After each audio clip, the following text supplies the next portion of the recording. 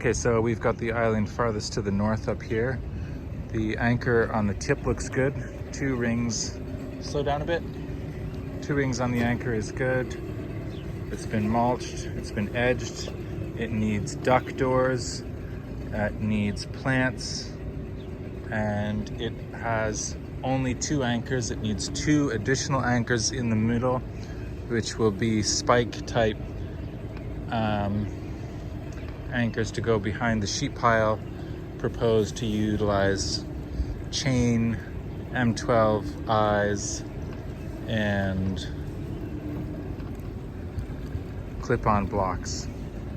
So that's the island furthest to the north. Moving along to the next island, second from the north. This has been re-edged. It's got 1 anchor with only 1 clip at the north side. The anchor in the middle is quite poor. It's just through the loop there. All of the openings need cleaning out. It has been fully planted and refurbed. This I did all on my own, took about a day and a half. Very nice birch in here, and it's looking quite good, but it requires 2 anchors in the middle, and those are going to be, some of them are going to be Petzl type drill-in anchors into the concrete at the top, and some will be spikes. So an additional 2 anchors with M6 long link SS chain with clip-on blocks for this section. Okay, and then we're going to the third from the north. This one needs to get reattached to the anchor here, and you can see the spike is in the wrong place there. Again, this needs a new spike and chain blocks. The bird fencing stopped a bit short here, so we need some additional bird fencing. The tree needs to be replaced, and otherwise than that, it's looking okay. Needs duck doors, needs the cable ties cut, needs plants, needs the open pool to be cleaned out. And you can see the anchoring on here. The angle there is not very good at all, so it needs 2 new anchors in the middle. Big success on this island is the trees, doing really nice serviceberry with a cornice growing with it, doing really well. So that's very nice to see. And interesting detail on the end where we weren't able to get on a bird fencing, we used the mesh itself to support it. Duck doors, cable ties. The tip also needs more mulch and also wood chips. Then we're at the utility dock that should probably be brought over close to the existing dock so that we can stage materials on it and bring them all up in a winter. So that's the north 1, 2, and 3, which are all fenced and looking pretty good. So now we are on to the beginning of the north end of the 2017 section. So this has started to be worked on here. The anchors need to be fixed up at the tip, and it needs to be edged, started to be mulched with straw.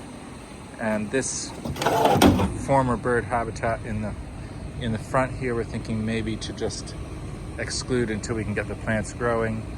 And what we're putting on here at the moment is the short mesh that we're doing, this nice bending system, which the famous Phil is now proficient at.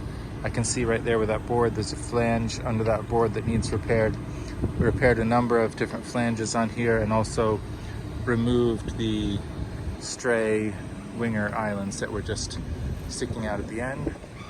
So all the cable ties need clipped, it needs wood chip, it needs plants, and overall the order of things, as always, is secure the flanges, secure the anchors, lay down the straw, put in the plants, put in the wood chip. So it's looking pretty good here. This hibiscus stalks here need to get broken up and used to fill in gaps, so around flange hubs, for example. And you can see here that low bird fence is actually working just completely fine as an edge for the straw. So that's a low cost, significant improvement that we've made in that way. And there's plenty of low height bird fencing on site that we've shipped in the last pallet to do all of the remaining units, no problem at all, including these open pools if we like. And note, when we get to these more lower buoyancy sticking out ends or triangle tips, don't even bother trying to plant or put anything on there by walking on it. That all has to be done by boat. So here we are at in the 2017, we need at least 3 chain anchors and block sets for this. Here at the Nat Geo section, looks like, I think that's a pawpaw there. Looks like it's doing quite well in that tree unit. The submerged unit here, quite stable, actually really nice with these, this system that we previously used with the drop-down flanges. Maintains a lot of structural integrity with the island. We need some duck doors in the outer perimeter of this, and I would suggest that the willow there that's growing with the serviceberry be pruned out to give the serviceberry space to grow. And this needs plants, wood chip, duck doors. The anchors don't look too bad on here. I think it'd probably be good to put 1 anchor on here, but overall not looking too bad, looking pretty good. Okay, so those are those sections. That is 4 small sections plus 2017 up there. So as we turn down here towards the learning platform, wow, lots has happened in the last week. So we can see at the tip here, we need to complete the outer perimeter edging with the coir and geotextile at the base. So that's been going well. Chris and Zach have been doing very well with that. And the debate continues whether or not to move those islands that are over there at the waste management side back to behind to fill in that back channel. I think it would be probably great to do. And maybe it's possible to even lift them over or something like that. I don't know, but it could be done. So here at the end of the learning platform, all this temporary plastic fencing needs to be removed. 4 sections of edging staged and ready to go to complete that edging prior to the opening. Lots of nice hibiscus, some nice angelica growing on here. This needs additional straw, as well as wood chip, as well as additional spot planting, although there are some nice plants going here. There's also 2 empty tree units in here, which would be really nice to fill up as soon as possible. And here you can see it's a nice thick layer of straw, a couple of plants sticking out here, so some work to do. Nice access point here. And as we continue here, as we continue on, this submerged module needs additional weight and to be tucked underneath, and otherwise it's looking pretty good. The 5D here in the middle there, that's kind of just free floating around, is looking great. Really lots of beautiful plant growth in there. The edging on it is a little bit rough in a few places and needs some detailing, and some spot weeding in there I think would be good, but that seems to be maturing very well. Here you can see that just the depth of cover that we've been able to achieve with the straw and wood chip. Definite permaculture approach.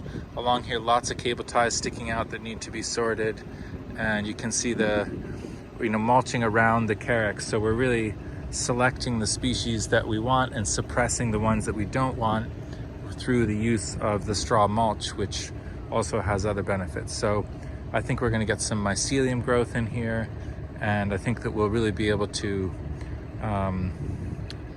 support the plants that we want, while, as I say, suppressing the ones that we're not so sure that we want, such as jewelweed, etc.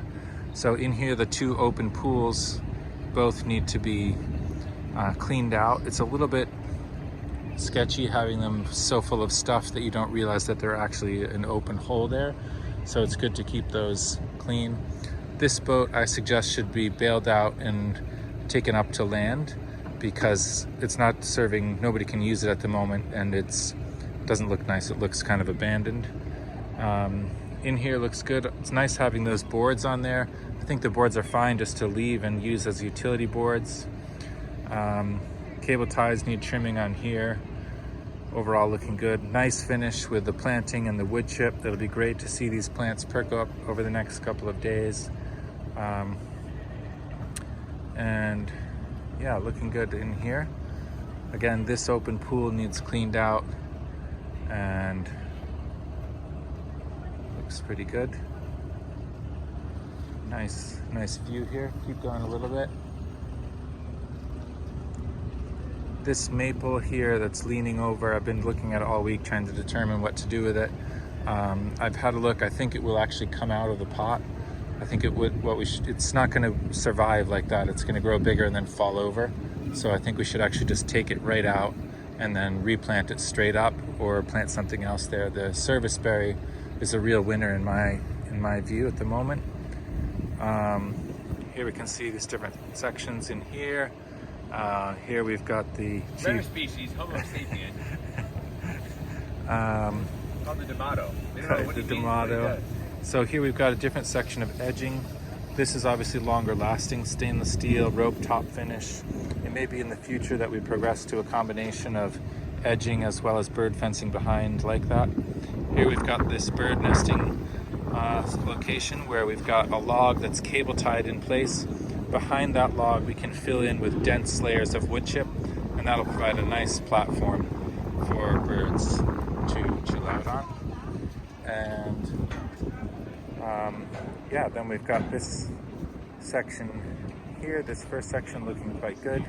A little bit light on the mulch. You know, I think that the mulching is kind of a ongoing process, just like it is with any normal kind of permaculture garden. Some very nice Acorus calamus there and some fantastic Juncus effusus here. So Juncus effusus is obviously a real winner, and we've just put in loads of it. So it'd be great to see how that matures. A couple of nice feature logs in there. I think it would be nice if the open pools are going to have logs in them, that rather than just be kind of randomly floating, they're actually tied to the side so that turtles, etc., or something can crawl up onto them. So that's the walkthrough from the water side and with the immediate items. Over.